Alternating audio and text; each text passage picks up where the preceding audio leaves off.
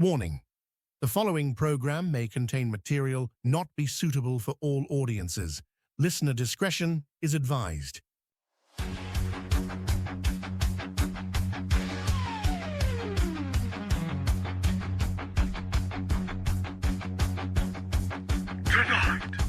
Find a depth unknown, our voice begins to rise, breaking through the noise with fire in its eyes. The spirit of adventure burning ever bright. Hold on tight, travelers, it's gonna be alright. Another week burning, halfway to the end. Bonus Overdrive Wednesday, let the tears descend. Bonus Overdrive Wednesday, night is here.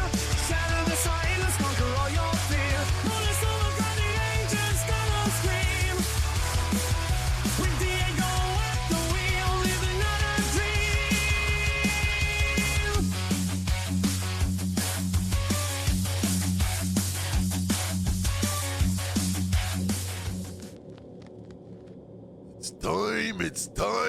It's time to find out with Diego. Let's go. Ooh, yeah. On this episode of Bonus Overdrive Wednesday, Lawrence C. Connolly is an acclaimed author of horror, science fiction, and fantasy, with works adapted into film and stage plays, including a new play on Edgar Allan Poe premiering this November. Christopher Connolly developed the intellectual property for Minutemen, an action franchise about commandos with short-lived superpowers, which is also the basis for the new novel, Minutemen, Execute and Run. He's also produced work for Fortune 500 companies and for the world's top designers and performers. All this plus more. Please welcome first-time guests and new friends, Lawrence and Christopher Connolly. My friends, welcome to Bonus Overdrive Wednesday. It's great to be here. Thank you, Diego. Thank you, Diego. Hey, I'm happy you're both here. And as I said earlier, I was reading through the bio. My word, I mean, if we can, it'd probably take days to go over your illustrious careers, all the projects, novels, plays, and films. It's awesome. To talk about reaching for the stars. You guys pretty much grabbed all of them. And so we're going to go back in time a little bit to see how this all began. And so for the listeners of Let's Find Out, before we begin, can you both introduce yourselves and what it is that you brought to the Minutemen project? Yeah, Chris, you got it all. You got the ball rolling. Why don't you start? Okay, my name's Christopher Connolly, and I've been in marketing and design, pretty much all my life. And I also do love to write. I've kind of to be therapy. But anyway, this project came to me, a while ago. Let me just say before COVID. And so I was developing this project, actually purposely hiding it from Larry, not really showing him. Larry's very accomplished in seasons. He knows what he's doing. He's been around for quite a while. I thought I'm going to show him a project that gets developed. It's going to be a pretty cool project. But once he caught wind of it, he asked if I'd share it, and I did. And I shared the first time was a conversation we had. He looked at the first pitch that I actually used in Los Angeles when I met with some of the producers and things. And Larry, I was very humbled by it because I don't know why I was hiding it from him. He said, "This is phenomenal, Chris. This is lightning in the bottle. Do you mind if I ask if I can get involved?" And I was so pleased. I absolutely said in the instant, yes. I need him, honestly. I needed him. So this is how this all started. The project was something that came out of just the marketing and the thought of doing something, writing a story that people can escape with. And I thought I was doing something that is definitely going to happen. And I thought I could jump right from a graphic novel and have a film produced. But anyway, so Larry jumped on, and you can tell the story from there, Larry, that's how you put the screenplay together and rewrote the novel.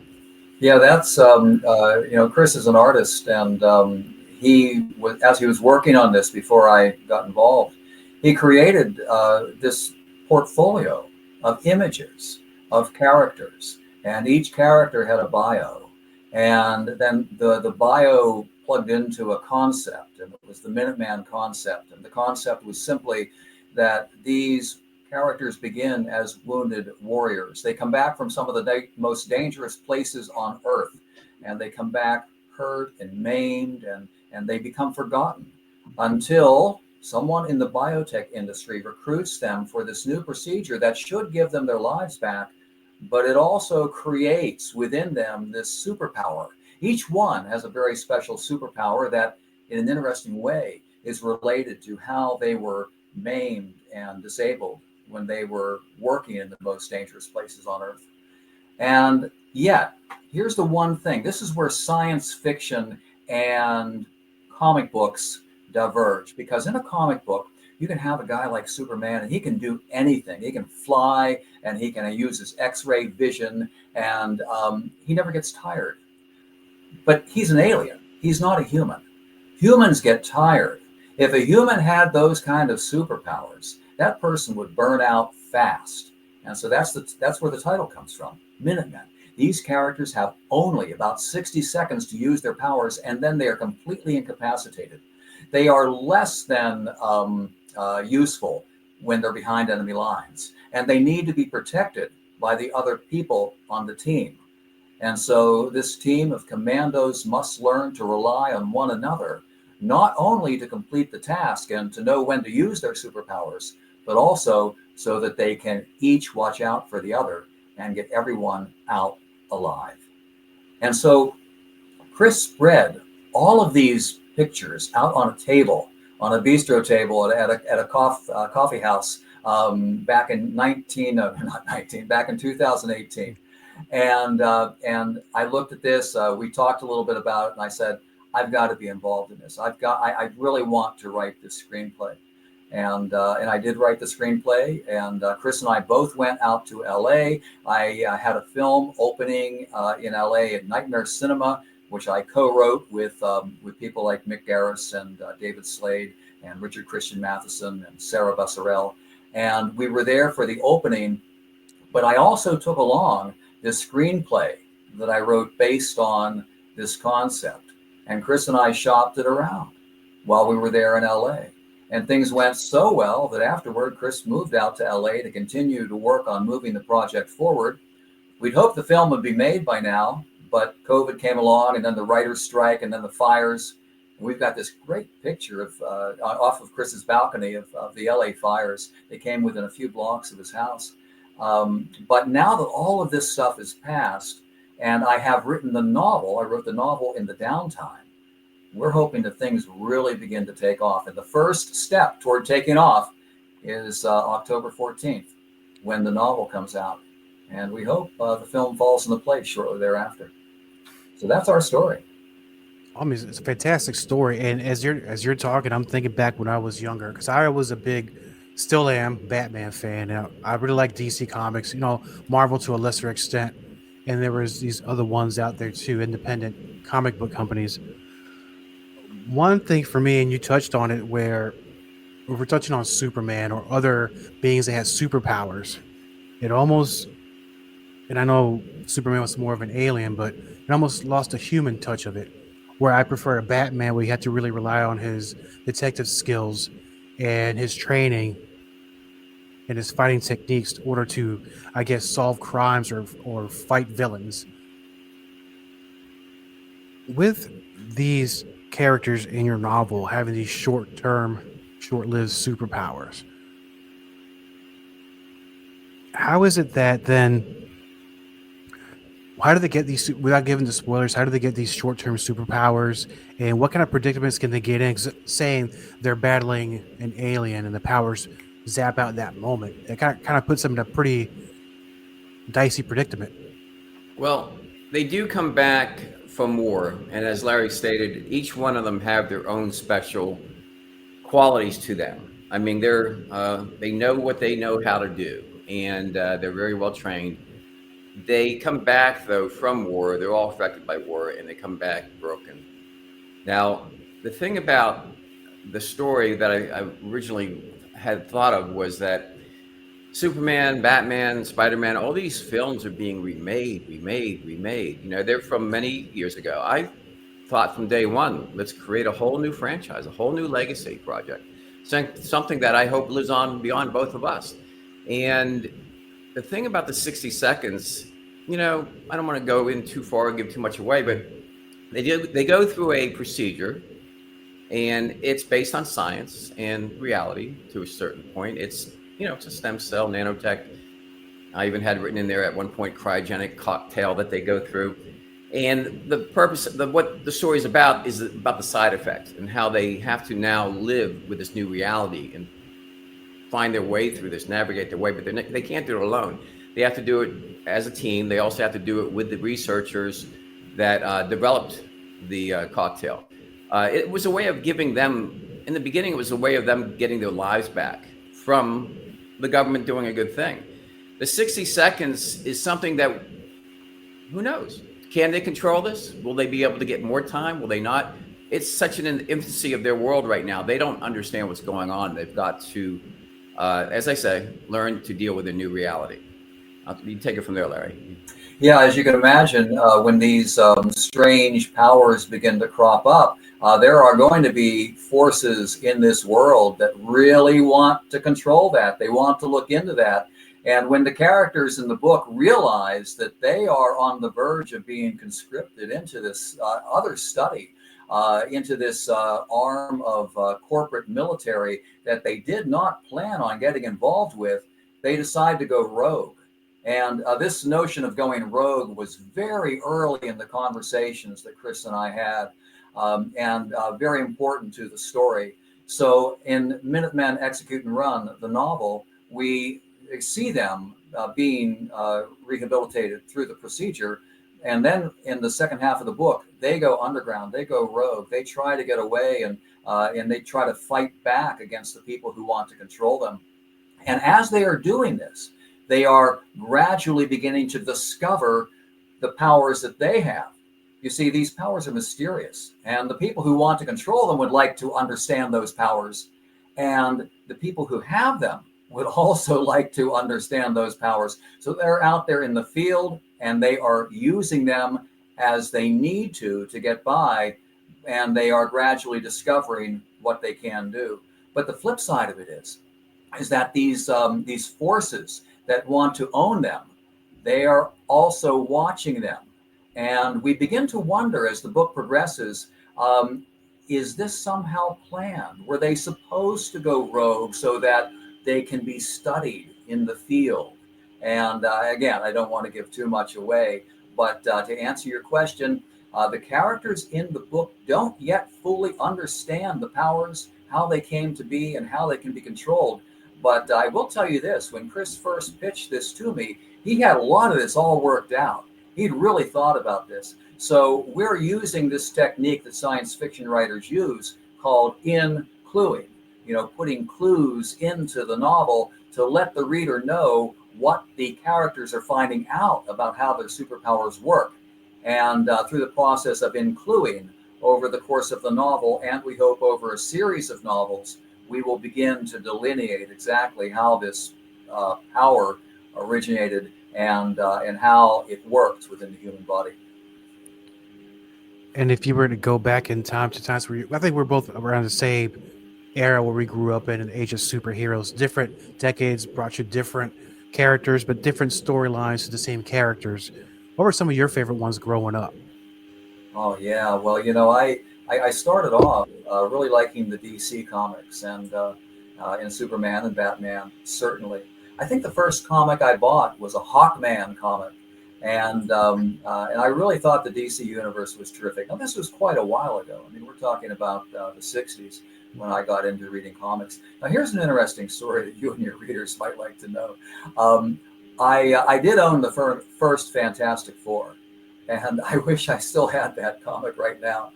But I didn't think that the Fantastic Four was quite as good as DC. What did I know? I was a kid. But Marvel had a different feel to it. Marvel was a bit more sophisticated, so it had a different cerebral feel to it.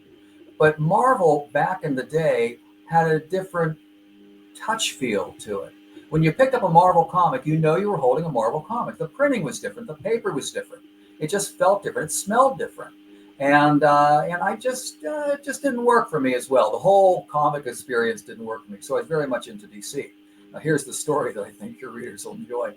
One of my friends lived a couple blocks away. He said, "I've got some comic books. As a matter of fact, I've got a lot of comic books. I've got cases and cases of comic books. And my mom says I have to get rid of them. Do you want them?" And I said, "Yeah, I want them." So I went over to his house, and I looked in the cases, and he's got a complete run of Spider-Man. He's got a complete run of Fantastic Four. He's got a complete run of X-Men. He's got everything from the beginning when Stan Lee first launched all these superheroes right up into where things were about 1968. Isn't that great? And I looked in those cases. I said, nah, it's Marvel. I don't want it. Oh, man. If I had a time machine, I would go back and I would scoop those babies up. And I would also stop my mom from throwing out that Fantastic Four. But and that's what I tell everyone about the book, friends. I say, get the book, because how can you? I know where this is going to go. This is gonna be a great project for years, and this is something to have. The first original Superman novel or the comic book would be something. To have something from our swag store would be something. It will be a collector's item. Yeah, you're saying I got a that dream. get this first edition of Minutemen Execute and Run, because it's going to be the same thing. Someday, some kid is going to go over to his friend's house and say, I have all these superhero books. Would you like them? And the friend will go over to his house and open up the case and see, oh, it's all the Minuteman books by Lawrence Connolly and Christopher Connolly. Oh, no, wait, I don't want those. Something I didn't tell you, Larry. A friend said to me yesterday, I'm buying two. I'm not going to crack the one. I'm putting it away. And I thought, my brother used to do that with comic books. So, yeah, listen. Wouldn't you love to have the first edition of Superman right now? Yeah. So this may not be in their, it might be in their the grandchild's, keepsake. But yeah, it's going to be something. I say go out and get it. It would be a worthwhile investment for sure. Now, and I know you've probably been asked this question 1,000 times. This might be 1,001. If you had that 60 seconds of having a superpower, which one would you choose? Yeah, which one? In the book, the characters at the moment in the first book that's coming out, the characters have one of the characters has this ability to remember everything, and he had some brain head trauma when he was in special forces, and so one of his problems as he was being rehabilitated was being able to think straight, was being able to think through this incredible neuropathic pain that he had constantly in his head. And when he gets treated, not only does that pain go away, but he has the ability to have total recall. He can remember everything he has ever heard. And he is also able to see everything in front of him. Now, when we look at the world around us and we look at people around us, we only see a fraction of what's going on. This guy has the ability to really notice everything. And so when he's talking to someone, he can notice the micro expressions in a person's face. And as a result, he can almost read their minds. And since he can almost read their minds, he can work them over with his words. He can say the very things that will make them bend to his will. That would be one cool thing to have. I would love to have that total recall. I'd love to know what I had for lunch on September 4th, 1971. Wouldn't that be cool to know that? I would love to be able to do that. And I'd love to be able to look at people and be able to read their minds and know what I needed to say in order to get them to do my will. And if I could do that, Chris and I would be going all through LA, pitching all these movie projects, and we'd be landing every single deal. That's what we would do. But anyhow, that's my pick. That's the one I would take. And the fun thing about this, when they do use their powers, as you were saying before, Diego, about Batman versus Superman, I mean, they are affected. They are, depleted and wounded, and they can be harmed. But they've got to be very careful how and when and what they're doing with their abilities right now. So it's going to be an interesting ride to see how this all unfolds and watch how they develop more into their their ability and how they can begin to control it. And to keep in mind, out of the ensemble of the four characters that are considered Minutemen, the two military guys and the two female players. There is the researcher, the young, brilliant scientist that Jamie Valentine. She is brought in under Norman Blackwell's, guidance, and her superpower is just, well, she's beautiful, but it's her intelligence. And I always like that little twist. Every one of them have superhuman abilities, but hers is just being a powerful, bright, intelligent female. Yeah, she's kind of like Batman, isn't she? Yeah, exactly. And she's the one that has to help these four go rogue, go underground to a certain extent, if you might say, because they are being considered, as this thing unfolds, as enemies of the state. But all they're doing is trying to protect themselves from being studied, and from the funder, the person that's developing this and funding it. They're trying to. He's trying to develop this into a militia of an army, possibly, and so you'll see how this unfolds as well. Excellent. And as I was thinking about what superpower I would have had you asked me that question when I was a younger person, I would have said flight. But then, being the young kid, I would forget how long 60 seconds would be. I would probably just fall to my demise. So I think I would if I could combine speed and strength for me, I could knock out a 2-hour workout at the gym in 60 seconds to be done. Well, 60 seconds is quite a long time when you really think about it. I used to, when I was writing this original, I used to sit and time fight scenes in films, and you saw some go way too long and just not reality. And others, some of them don't go that long. I mean, and you understand. And so when you take the 60 seconds multiplied by 4 times 4, you stretch this out. You're helping each other. These are 4 individuals that are vulnerable, and they've got to come together and work together. As Larry once, I think I said it in the coffee place. I said that's their kryptonite. That is their issue, the time element. And when you were shopping around this script or the screenplay for Minutemen, and hopefully put in a film adaptation in the near future, me not knowing how this really works in the entertainment industry, I know it's a lot of work, and you've both been doing this for a very long time. I was going to ask about how the experience of that is, but what are the steps to actually from pen, paper to actually eventually down the road becoming a film?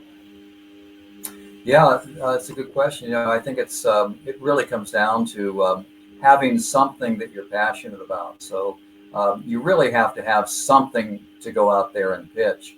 And then I think it comes down to who do you know? And who can you get in contact with? It is so tough to break in, and it takes a lot of time. And so any young writers who are out there who are interested in even just writing a novel and getting it sold, or writing a screenplay and getting it sold, it's just a matter of process and perseverance and taking your time and doing the absolute best work you can, and then getting that work out there. Because when that work gets out there, it's going to be noticed by certain people. And this is how you make contacts. This is how people, when I first got started, I was surprised that some of the stories that I wrote for magazines were getting noticed in LA. And I was getting options for some of those early stories. And once you get an option, you're able to get an agent. And when you get an agent, you're able to get someone who's going to be able to go out there and promote you and get your stuff sold. But it really is a slow process, first of creating something that people are going to want to hear about, and then being able to get it in front of the right people. Now what Chris did, which is really interesting, see if I get this right, Chris, you were put in touch with a producer in LA through a woman who did set design in New York. Is that right? Yeah. Yes. And so this was a relationship that led to another relationship that led to an invitation to pitch to somebody, and then as a result, and then somebody listened to the pitch and liked it. So, I mean, Chris, is there more to tell about that story? Maybe we should hear it from you. Well, the cool thing is, it is like Larry said in the beginning. It does rely a lot on who you know. There's no doubt. I mean, I believe I'm very passionate about the project. I know we've got something solid here, and it keeps getting better. And the layers of the peeling back the onion. We've got so much we want to do with this in different platforms too: gaming, novel, graphic novel, film, TV, animation series, all these things, and they're all being worked. And then as well, the merchandise, the merch. But so. And now that I'm here in Los Angeles, I'm learning very quickly that there's so many people doing the same thing and looking for the funding and backers. I jumped out here because we thought we had that part taken care of. But when I did have the meeting set up, there were several meetings that I thought I'd be lucky if I got 10 minutes with each of them. That day, Larry was on a flight going back to the East Coast, and I remember that morning thinking, sitting by the pool, what am I doing? Am I going to get 10 minutes with these people? I'm going to tell you, Diego, I had 2.5 hours with the first meeting and probably 3 hours with the second meeting. And these guys were engaged, leaning forward. They wanted to hear more. But before I even left, I had to leave early the second meeting because, well, I had to leave when I had to leave because I had to catch a flight. But they were trying to reassure me, we're doing this, Chris. We're going to sign with you. So it did take another trip out here with them, and we talked it over some more. They just kept reassuring me that they're on board. So it's and all the delays we run into are frustrating to me because I've been working on this a long time. Now Larry's got quite a bit of time on it with me now too. But keep in mind, this was my dream, rather big dream. But if you're going to dream, you got to dream big, right? Yes. For years before I introduced Larry, but the thing is, I flew back.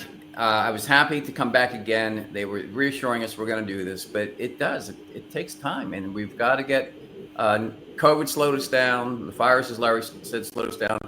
But I think there's also something really good about that because it's allowed Larry and I to keep coming back and huddling and that's when, Larry, if I'm wrong, you wrote the screenplay first off of this. Then you said, you know what? There's another delay. Let me get started on the novel. Then you had to hesitate too because of the strike, right? Yeah, that's right. Nobody was working. And then when that was over, I was frustrated because you weren't working on it. But when that was over, he came back in, dove in, and again, it just keeps getting more to the platform. Yeah, but of course, I wasn't able to work on the screenplay during the. I could work on the screenplay during the strike, but I couldn't. Talk about was done before the strike. Couldn't do anything with it, and of course, I was totally free to write the novel at that time. Yeah, Diego, you're just getting back to this long period of time that it does take, and. When things happen, they happen fast, but there's a lot of gaps between the times when things are happening and when they're not happening. And Chris just alluded to them there when we had COVID and we had the strike and we had the fires. Things just aren't happening. But then when things pick up again, they happen fast. I did a story for an anthology back in 1993, and it was called Traumatic Descent. The story was called Traumatic Descent. And I really liked the story. I thought it was going to be make a lot of noise when it came out, but it was released. It got a few reviews, but nobody really seemed to pick up on it. And then about 7 years later, it was 2000, I get an email from a couple of guys in England, and one of them is Charlie Cantor, and he's a young filmmaker. And the other is David Slade, who since has gone on to win an Emmy for Black Mirror Bandersnatch. But at the time, David was simply producing and directing videos for MTV. And they said, we really like this story, we'd like to option it. And so I got a 1-year option on it. That means they pay me money so that they can develop the project. That option was renewed 3 times. Charlie finally wrote the script, and then unfortunately, as these terrible things happen, unexpected things happen, Charlie passed away very young, and so he died. And And the project kind of went to rest, and David moved to LA, and he began making films in LA. His first film was Hard Candy. He reached out to me and he said, "We really want to get back to this story, Traumatic Descent. We'll eventually do it, but let me make this movie first." He made that movie. He made another movie. He made another movie, and things went on and on and on. And suddenly 2010, and we both pretty much agree this isn't going to happen. And then in 2015, Mick Garris, the producer of Showtime's Showtime's Masters of Horror, comes up with the money to make an anthology film. And he comes to David and he said, "Would you have a half-hour story that might fit into an anthology film?" And he said, "Oh yeah, I do." And it's Traumatic Descent. By this time, it was retitled This Way to Egress. And the film came out in 2019. And the segment This Way to Egress came out to rave reviews. But think of the time that went by there. That was from 1993, when the story's first written, all the way to 2019. Now, of course, in the meantime, I'm doing lots of other stuff. But that's why you have to do other stuff, because the more things you get out there, the more things you can have percolating. And since stuff's just not going to happen fast, you need to have a lot of things percolating. And then it looks like you're on fire. It looks like your career is going great. But actually, there's these long gaps between all these projects you're working on where nothing is happening. But fortunately, there's enough things out there that every now and then something pops and it makes it look like you're in the business. So I'm hoping that the listeners find that illuminating. It just takes patience, that's all. Writing is a long game. It is. It's kind of the hurry up and wait concept. And it's the same thing, not to your extent with me. I always have different projects going, because if I could be writing a book, then I'm like, I have something else to do. At least I have 40 to 50 pages there, but I'll revisit it in 4 months once I have time to go back to it. So it's one of those things I know, and I'm hooked on your story, what you're telling me, and it's kind of a hopeful thing, because there are those out there that have these projects, and I have friends that have been working very hard on something. Sometimes the wheels, they're just spinning, they're in neutral, but there's hope at the end of the tunnel. There's light at the end of the tunnel, as they say, and I think you guys are doing a great thing. Which brings me back, talk about having your irons in different fires. I want to know if I read this right. Is there a theme music to this already? Yeah, there is. There's a couple of different bits of music for this. Back in 2008 or so, I'm a musician. I've been a musician for a long time, and this is something that I've done at the same time that I'm writing. And I have this bandmate, Dwayne Davis, and he's a terrific bass player and percussionist, and he's a great producer. And in 2008, we did a soundtrack for one of my novels. And this was just a bunch of ambient tracks, guitar music, that was written to complement my book, Veins. And when Chris and I began making these videos for Minutemen, and people can go see those videos at our newsletter at concomentertainment.substack.com. When we began making videos, I wanted to get some music in there. So it turns out that there was this one track on the Veins album that starts off kind of slow and melodious, and then suddenly, bam, 1 minute of just incredible metal rock and roll, right? And then bam, back to the slow stuff. And that 1 minute blast of power chord music seemed perfect for the Minuteman theme. So we kind of just took that on as the Minuteman theme for the videos that we've been doing for book trailers and various promotional things. But there's also a piece of music that Chris wrote the music. He wrote the lyrics for. And Chris, you want to talk to us about the origin of the song 60 Seconds to Fight? Well, I just think it's funny. The Connolly family, you put us all in a room. I mean, we're going to just spin our gears until we come up with some creative stuff. But you leave me alone long enough with this, and I think Larry as well. We just keep adding layers and layers. And that's why we have the young adult novel that we're working on. We have the animation stuff that we're doing. I'm working with a team in the UK. There's just a lot to this. So my brother our brother in Hawaii is also a singer, and he writes music and so on, and he's very talented. And I just thought we got to keep getting everyone involved. Get the Connolly brothers, keep us all moving. There's quite a few of us, so let's keep going. So I started writing down, as we're putting a narrative together, I started writing down some lyrics for what each of them do. And I thought it'd be great for the animation series.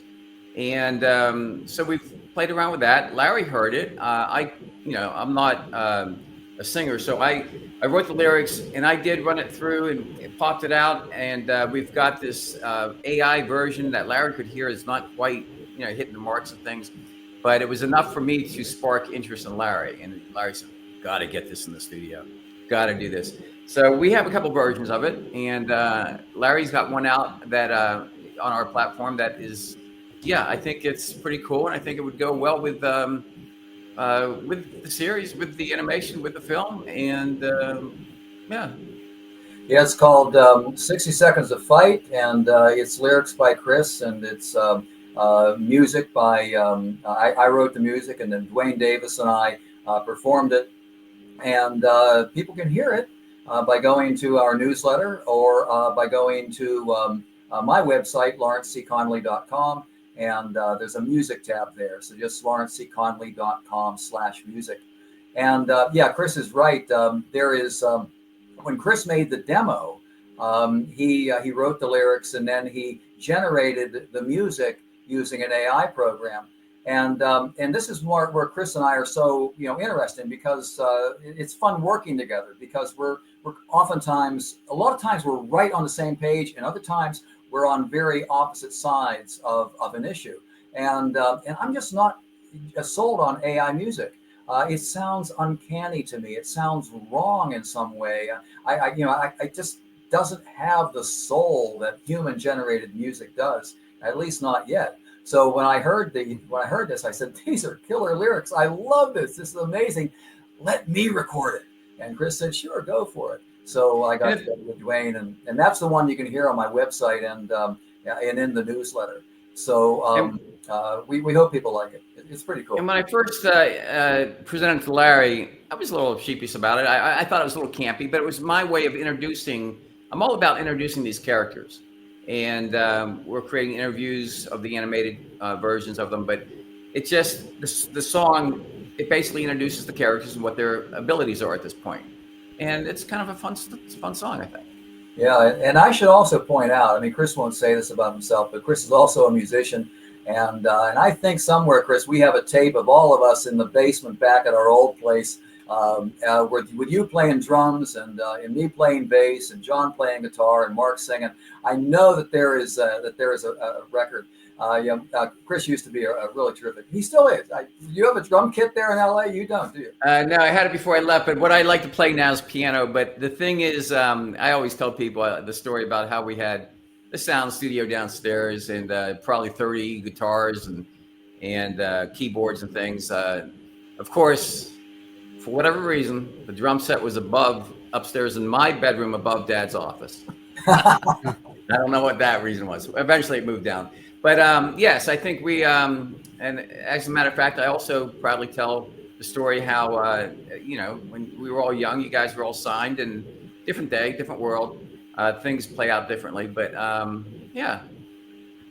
we do come from a talented family, I will say that. It seems your family has superpowers already, long-term superpowers. And touching something that Larry said earlier about there are gaps between projects, so you guys do different things. Chris, I'll start with you because I know that you've been in the entertainment industry for a very long time. Outside of Minutemen, while you're waiting for the project to come to fruition, what have you been doing? Well, I'll tell you what, I did jump. I jumped, I sold all my businesses and properties back east, and I jumped here. I thought if this passion project is truly what I believe in, then I'm sure that your viewers, many of them have heard the expression, burn the boats. Before the Vikings would take the island, they would burn the boats. There was no retreat.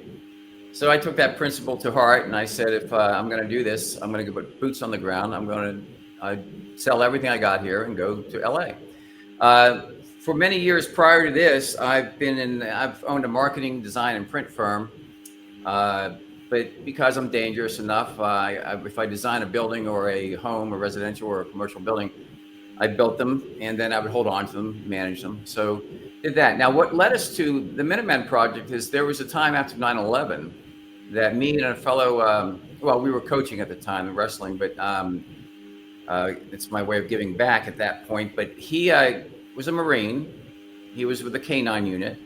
So we developed a company, BDI, Bomb Dog International. And the purpose for that after 9/11 was to go into commencement universities where commencement speakers would be speaking, or when dignitaries came into town, we would do the sweeps before any of these events.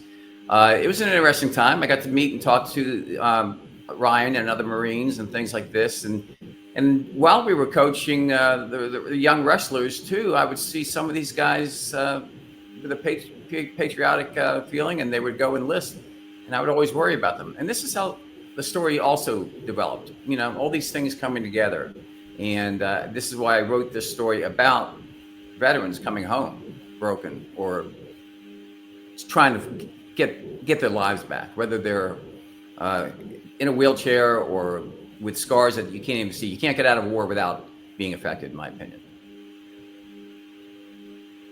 And Larry, over to you. Yeah, I, in addition to waiting for the book to come out and working on the newsletter, I also am working on what I hope will be the next book. And so Minutemen 2, 60 Seconds to Die, is already underway, and I'm hoping that it will be ready in time to really keep this series going.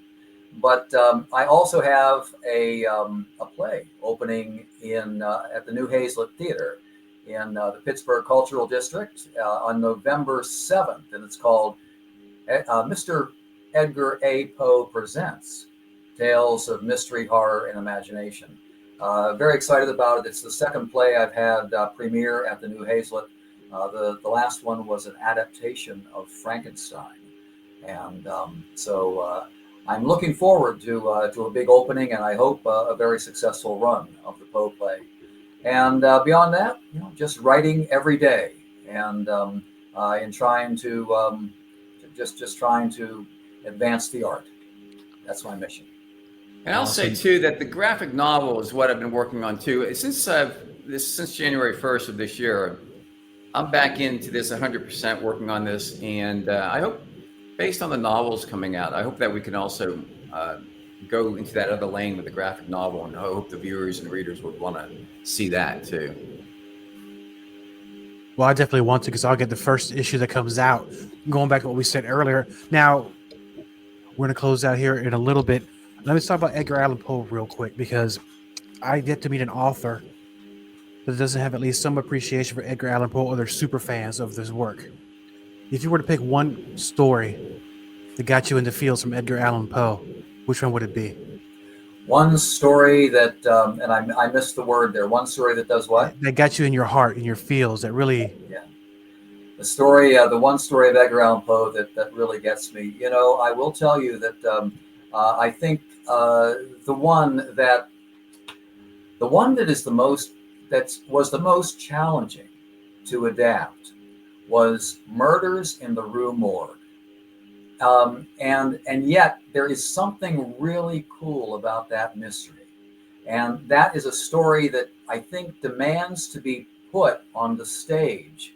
But how do you put it on the stage? Because the story takes place in so many different places. It opens up in a detective's living room, and then it moves outside, and then it moves to the place where the murder took place, and then it goes back to the detective's apartment, and it's kind of all over the place. How do you get this onto the stage?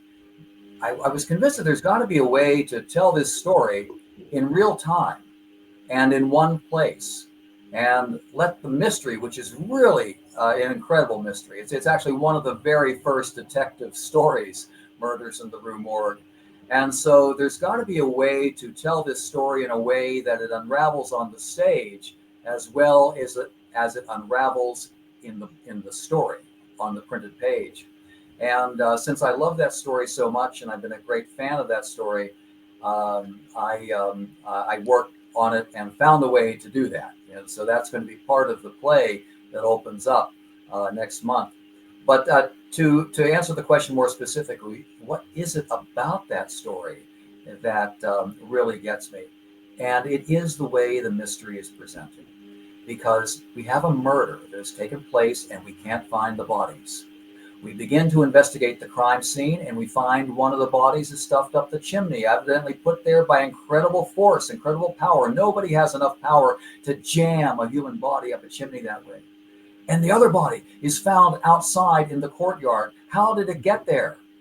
And people who were outside the locked room when the murder took place did not see somebody enter the room.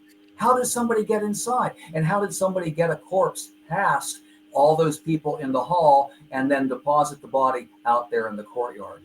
And the people who are at the door listening, they hear a man's voice. They hear the voice of the murderer. They can all identify the voice of the murderer, but they can't agree what language he was speaking. One person thinks he was speaking Russian. Some thinks he's speaking German. Some thinks he's speaking Italian. And there's all these mystery upon mystery upon mystery. It's an incredible locked door mystery. And then when we find out how the murder was committed and who the murderer was, it's so incredibly visceral that it just really gets to the heart of what makes Poe's horror stories work so well. So I think in terms of horror and in terms of mystery, it's got to be Murders in the Rue Morgue. That is one powerful story. How about you, Chris?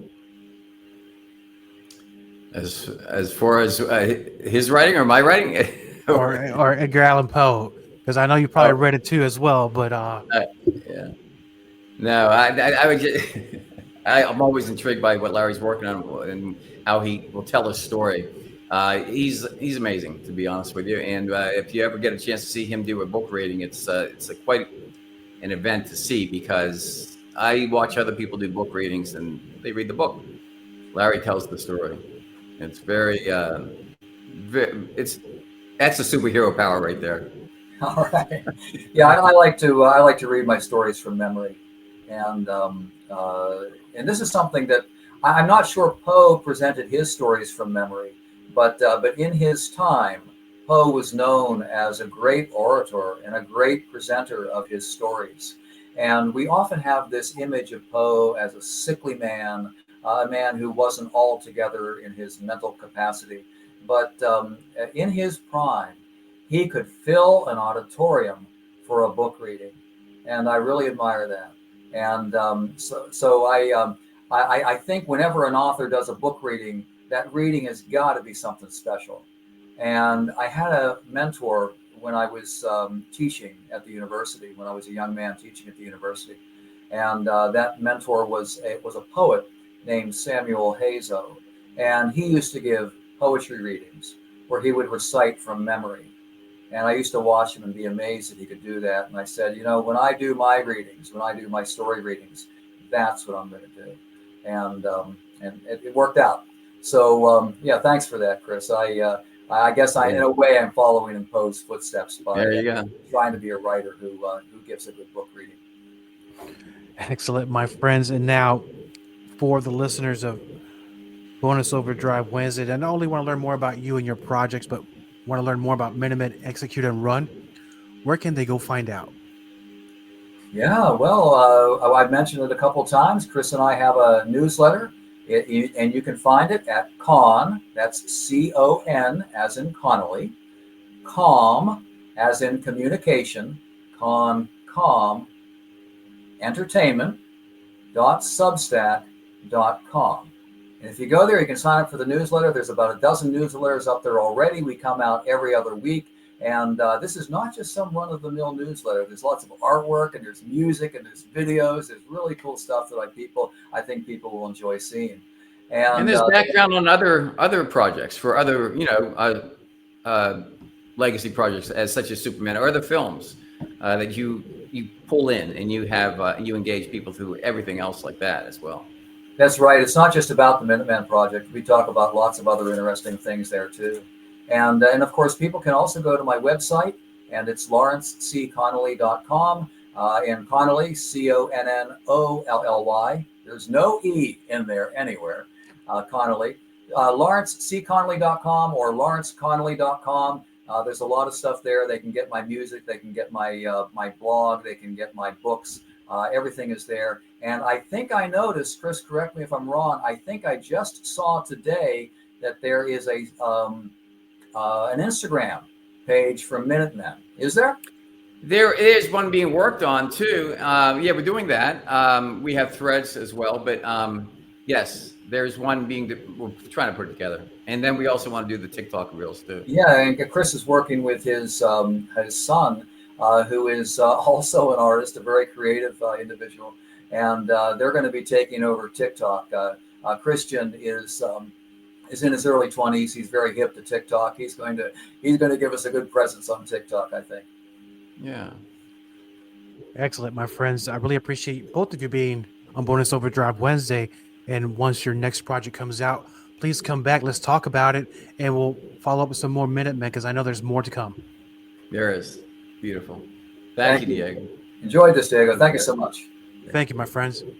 All content on this broadcast is a property of Diego the Podcaster and is served directly from our servers with no modification, redirects, or rehosting. All celebrity impersonators are paid performers. The impersonated celebrities do not endorse or promote any views or opinions expressed by our guests, Diego the Podcaster, or Bonus Overdrive Wednesday. The information shared on Bonus Overdrive Wednesday is provided on an as-is basis, with no guarantees of completeness, accuracy, usefulness, or timeliness.